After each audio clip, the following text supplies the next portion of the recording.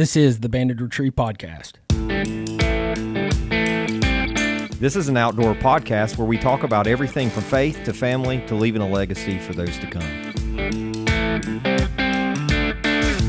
Well, welcome back to the TBR podcast with me and Bees here, and we're in December, and we filmed this right before Thanksgiving, so we're going to gather with our families and hopefully get some hunting in on this past week, but this will come out on Monday the 2nd, and so I hope you guys are doing well. I hope you've tagged out on deer and looking forward to duck season being in full swing. But as we always begin, we begin with the scripture, and in 1 Thessalonians chapter 5, verse 24, it tells us, "He who calls you is faithful, who also will do it." And, you know, many times I think in our Christian journey, in our lives, God calls us to do some things, and sometimes we feel incapable. Sometimes we feel like, God, how can you have me do this? Or why am I in the midst of this situation? But it's a reminder that God who calls us, the one who created us in our mother's womb, the one who is with us, who guides us, that he also gives us the ability to do what he's called us to do,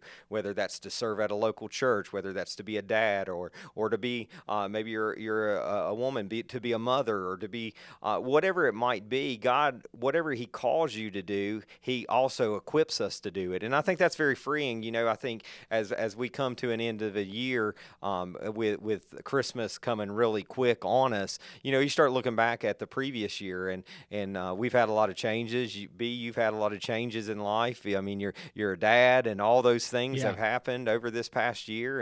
And me, you know, my kids are getting older, and different sports and different things. You know, sometimes you don't feel like you're capable. The business has grown exponential. Even though it's different, it's like the social media platforms are continuing growing for the Banded Retrieve. We've had some gifts that people have sent us, waders and things, been sponsored by some companies and all those things. And it's like when you look back, it's like, man, God, who am I that you would do this for me? But God equips us. We're able to fulfill the call that he's given us. And the ultimate call is to reach the lost. Jesus came to seek and save the lost. And so we know that our platform and in our lives, even with our family, we want our children to be saved. Ultimately, we want our families to be saved. And ultimately, if you're listening, we want you to be saved. We want you to know Christ. And as Thanksgiving, you know, will be here for us this week, and you're listening to it after the fact, we're thankful for what God's blessed us with, and I'm thankful that he equips us to do what he's called us to do. That's right. Yeah, I'm thankful that he's faithful to us, and you know, he makes promises that he keeps. Absolutely. And I'm thankful, man, that we have a purpose and we do have a calling, because, you know, I think we actually talked about that in our devotion earlier on this week, and, you know, just the thankful heart of what God is doing and who he is, man, and really you look at so many religions and how, you know, we pursue God, but he equally pursues us, man. And I'm thankful for that too, and thankful that he has a heart of love and compassion and all the grace that he gives us, man. And it's a good time to reflect. And I think we talk about this every year. We're on year 4 of this podcast, and we talk about this during the Thanksgiving time. But you know, look around of all the things that you have and all that God's blessed you with, and the favor that he has on your life, and just, you know, take a moment and reflect on those things, and you find yourself in a very thankful spirit and thankful heart. So that's a good word for today. And yeah, you mentioned it, man. I mean, we're at the end of the year. We're here in December, and you look back on so many things. In my personal life has changed, and you know, having a baby and stepping into fatherhood and really taking on a full different calling in that, and a calling that nobody can prepare you for, and you know, you take that on step by step, and we're doing that every day, dude. And I'm so thankful that he's called me into that role. And I've always felt that was one of my callings and one of my purposes in life, and it's finally here. And man, I have a beautiful baby, and God's continuing to do work in my life and in my family's life. Yeah, absolutely. I think as we, you know, we know, we've talked about this numerous times, businesses are a hobby like this is. The Banded Retrieve's a hobby, but there's all kinds of things that we have as hobbies. Hunting is a hobby, and sometimes we'll sacrifice those days out in the field because we have other obligations with work, not just work, but with our families and with our spouse. And so it's always good to reflect and to think about the year. For me, Dr. Hurt passed this year, and actually we had a state meeting this month in December. I was elected to the state council again for the Church of God denomination, and it's a high honor for West Virginia. But I found myself on that stage, and I was part of parliamentarian, and part of that, when I look back at it, that was Dr. Hurt's position. And so it was really crazy for me to sit up there. He's gone, he's passed on a legacy, and he's instilled a lot of things in me. But to sit in a seat that he sat in, and then to be elected to the same council he's elected in, it's just really eye-opening to see that God's faithful to raise up leadership, and you remember that. And as I stood on that stage, I thought about him and what he instilled in me, and felt completely capable to do what God has called me to do, because I had a great mentor, great teachers, and to sit there, you're really humbled by it, to step into those roles. And I think the same thing for you, as you think about fatherhood. Me and you talked about it for years, it was definitely a desire, but when you step into it, it's like you feel like you're not capable, but you're ready for it. You're ready for that season. But God, and every time he puts people in your path, and he helps you, and he's that still small voice. If you listen to him, he'll guide and direct your life. And then you look back, and as you're sitting in it, Eli's 12 and Jax is 10 and 8 and Trey's 8. And when I look at that, it's like, man, God's blessed me with an opportunity to instill in these young men in my life, my boys, that to love God and to love others and to serve God and serve others. That's really what God's put us on here. So it's very humbling to sit back as I put it all together and think over the year, and think of the loss of Dr. Hurd, and then being raised up in leadership that much more, and then sitting on a state council and being in that part. And then I'm also instilling those values into my kids and the people who come after me, even on the staff. It's a humbling time to be here, and a grateful time to be here. And so as the year closes down, we always think about this and we talk about it, but I'm thankful to God for a great wife, for a great family, for a great church, and really, for a great friend in UB. And even though our seasons have changed a little bit, we don't talk as much as we used to because work and all kinds of things. We always come to this podcast, and we always get together to talk about God and faith, family, and legacy, which is what this is about. And hopefully, we get to hunt a little bit more together, but we've got a trip planned in January, so we're going to spend at least 4 days together and travel a long ways in Arkansas. So I'm looking forward to all that. But I'm humbled and thankful to be in the place I'm at with you and with the Banded Retrieve, and for all the listeners out there. Yeah, that's right, man. And as you were talking there, it reminds me of this year in 2024 has been a year of loss and a year of gain, and it's been a year of challenges and a year of victories too, man. Just thinking back even a couple months ago, losing our buddy Jason, and we have it's been an eye-opening year. I think that you grow. It seems like my growth and maturity, both spiritually, mentally, career-wise, and just in my life, has been exponential over the last 12 months or so. And right, I think that's part of as you age and as you go through those seasons, I think you kind of gain that, and that's great. And I think, I would say this to men and even women that are out there listening to this. I think we probably have more men than women. But as a man, just challenge yourself to be better. Challenge yourself to be a better husband, be a better dad, and everything else. Be a better hunter. Be a better whatever your career path is. Be better and look back on those things where you've learned and you grew, and just hone in that skill of being a good man. And that's what God calls us to do. And so anyway, as we go through that, we talked about deer hunting, and we're still ahead of Thanksgiving here. So I'm going to close out my deer hunting season here this week on Thanksgiving, and unfortunately I haven't laid one down. I think since between the time that we recorded the last one and right. This one, I missed one. I missed probably the biggest buck of my life, and I think I grazed him. We did pick up a blood trail. Looking back on it, and this is probably some of my immaturity of a deer hunter, but looking back on it, probably should have given him more time. I think that he had went maybe 100 yards or so and laid down, and was hurting pretty bad.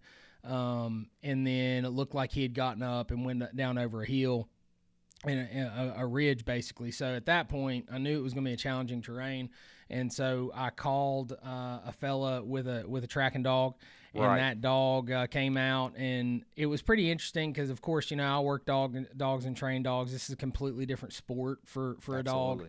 And so, he had his own questions, and it was more of for himself to try to figure out, hey, did this guy make a good shot? Is this deer dead or not? And I think he's seen enough of these. He knows, and he kind of gave this, he wasn't overly optimistic about it, and understandably so, because he didn't want to get my hopes up, and that's fine. But, he came out and he was asking some questions, but I tried to stay somewhat reserved with my answers because I wanted to make sure that I wanted him to test his dog. Like, I wanted to see his dog work because I've never done this before, never seen it, never really studied any of it. I mean, ultimately it's they pick up a scent and they go find it. But, he came out, he found the arrow, and he put some stuff on the arrow, and it's supposed to, like, with water, it's supposed to, like, glow if there was any, like, intestinal or stomach residue on it. Yeah. And so he did that, and none was there, but we did have a little bit of blood on two of the fletchings. So it was like, he was like, looks like you kind of grazed it. A little bit of hair there, white hair, so it made you think that it was low. In the belly. And so anyway, he's like, he gets this dog going, and he's got a 20-foot lead on him, and this dog, he straddles. I would explain it that he kind of like straddled the bloodline, and it was like it was on point, dude. Like that was amazing. That was amazing when you were telling me that. Is like the dog literally was slow paced, straddling the bloodline, the exact place that you had been pursuing it up to that point. That's awesome. I mean, I had blood for 300 yards, so I knew where it was going. And, dude, he was just on it, and it was, like I said, I knew exactly where that line was, and it was like his hind legs. As I watched him, his hind legs were just like, it was like he's just, like, straddling it. And so he covered 300 yards in no time, and we got to that point, and he kept going. I was like, this is a good sign, Well, he got to the end of the ridge, and he started to go down, and then he circled back. And so, this guy wasn't telling me anything, but just knowing how to read dogs and their body language just from even duck hunting and duck training. I was like, okay, that's probably not a good sign. He's tracking back now. And so then he picks it back up, but his pace, and the thing to notice was his pace went from like slow and steady to very quick. He was starting to pull the handler. And so we start going down the ridge and down into this valley. We're still picking up blood. It looked like he had laid under a tree. And, again, it was like he was bleeding pretty good.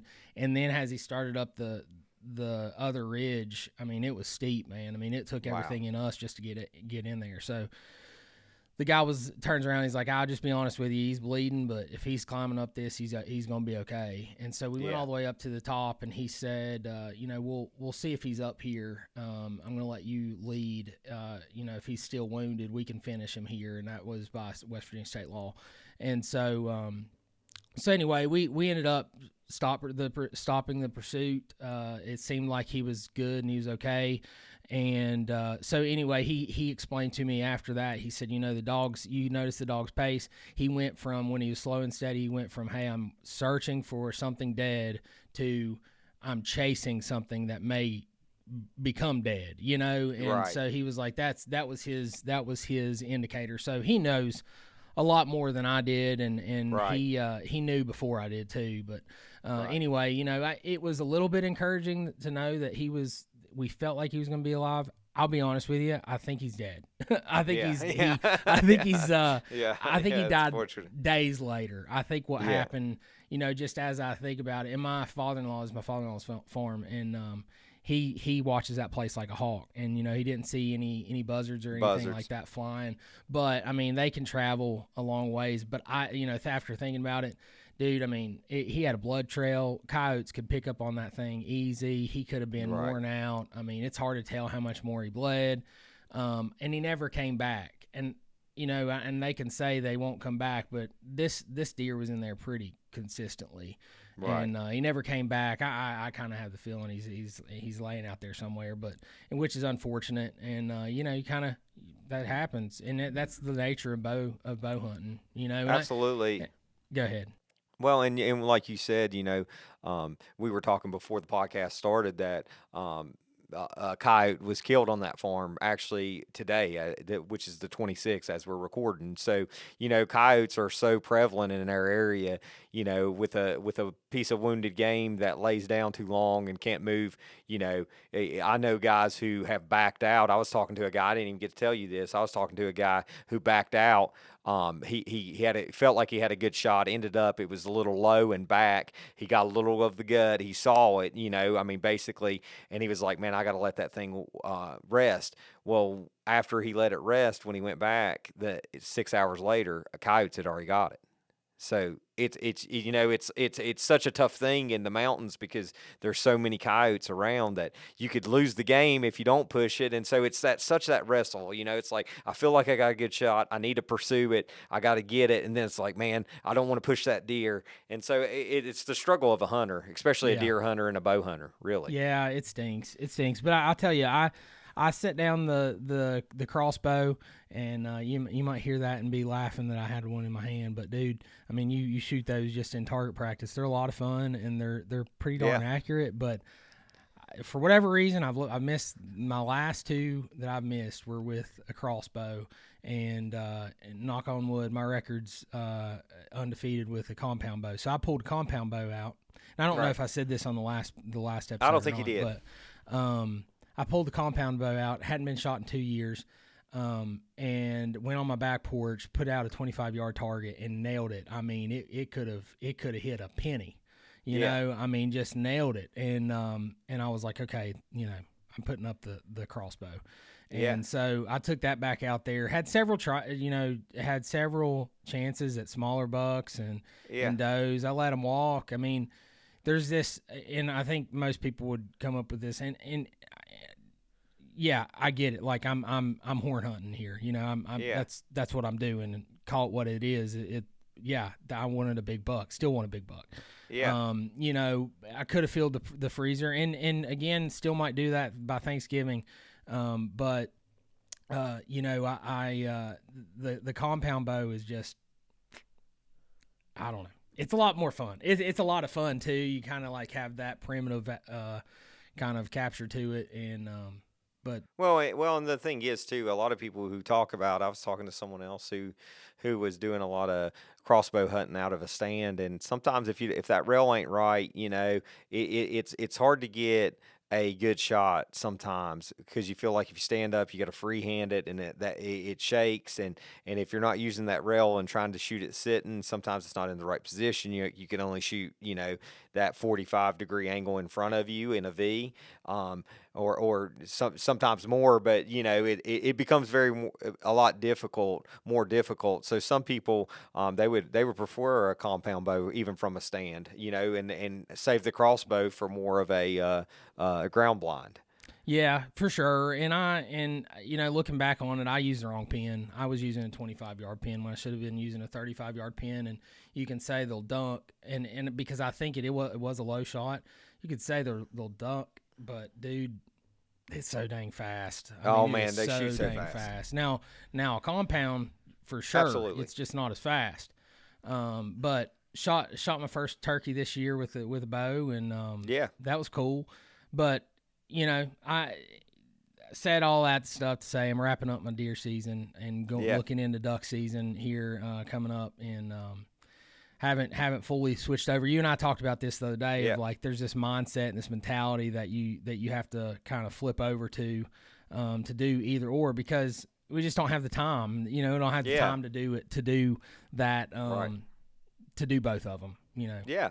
Well, I went out one time in the West Virginia second split, duck hunting. We had a great morning. It was a private farm again, and really we killed 7 mallards, and 2 were drakes. Only 8 came in and 7 went down. So I mean, we shot really straight. It was a good opportunity. The third the one that got away, we didn't even shoot at it. It was too far. It was a drake, but it was furthest in it, so we didn't even shoot at it. So we didn't educate really any birds or anything like that. It was a good hunt, but I mean, it's we just had some snow this past week, and it looks like as Thanksgiving has came in and beginning of December, we're going to start getting some ducky weather. I've seen some of those home openers in Arkansas, and they're saying the birds are starting to come. They got plenty of water. I talked to some people in North and South Dakota who said they had a pretty good week. It was a little slow behind because Canada hadn't froze like they thought it would, but it's starting to get weather. Colorado snowed, I mean, you're starting to get a push of birds that are coming. Yeah, duck season's on its way. I mean, and for us, and I was talking to another friend of mine who's in Georgia, and he said that their home opener was good for ducks. It went well. A lot of wood ducks being shot down there, so it looks like it's going to be a good season pairing up. Feels like in this Atlantic flyway that good mallard numbers. I heard a couple of my other friends, they shot some black ducks. So we're looking forward to the season. It should be a good time. We're going to make the most of the opportunity we can to get out there and try to make these, I guess it's probably 40 days count is basically what we end up getting all of January and just a little bit of the end of December. So it's going to be a good time. Hopefully you guys are out there hunting your hearts out, and maybe even if you don't get limits, just do it with your friends and family. That's what it's about, and so that you can have some good stories to tell about what's happened. And so, yeah, it was a great hunt. We had 3 guys in, and 7 birds is great for West Virginia. I mean, oh, absolutely. And so we were pumped for that. Yeah, absolutely. And you mentioned we're going to be going to Arkansas. We're going back to Commander's Corner, in Wilmot, Arkansas. And looking forward to it, man. We got a couple new guys going with us this year, and on this particular hunt. And we still got Phil going with us, and so Phil entered the game last year, and he got bit by the duck bug, and he's got his Sitka gear that he's all accumulated. So yeah, I'm looking forward to that trip, kind of turn everything off and just do nothing but duck hunt and, take the dog. It looks like it's going to be pasture. I don't think that there's too much of a hard cut this year. Mabel's just not ready. I wish she was, honestly. It's hard to explain, but she's just like, you can just like roll her up and put her in like a little bag and like carry her everywhere, and she's so little. She's so lightweight. I mean, it's crazy. When me and you hunted in goose season, it's just she jumped in that little truck with me. You might be able to show that picture of me and her in there. But she's small, man.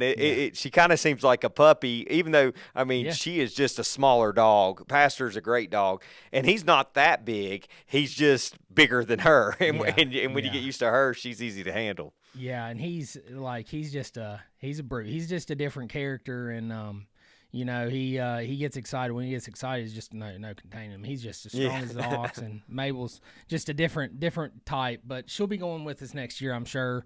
Pastor's casting really well, so that's the other big key on this one. If we're going to be doing some goose hunting, I'd love to get him on some good casts and some good blinds and stuff. So, but yeah, I mean, that's looking into 2025, but we're still in 2024.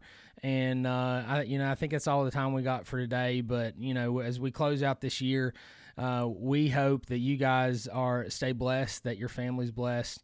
We're praying for you guys and your family, everybody out there that's listening. We're praying for you guys as you close out a chapter in a year of 2024 and look into 2025. And we hope that you guys have a very Merry Christmas, and we'll talk to you on the next one.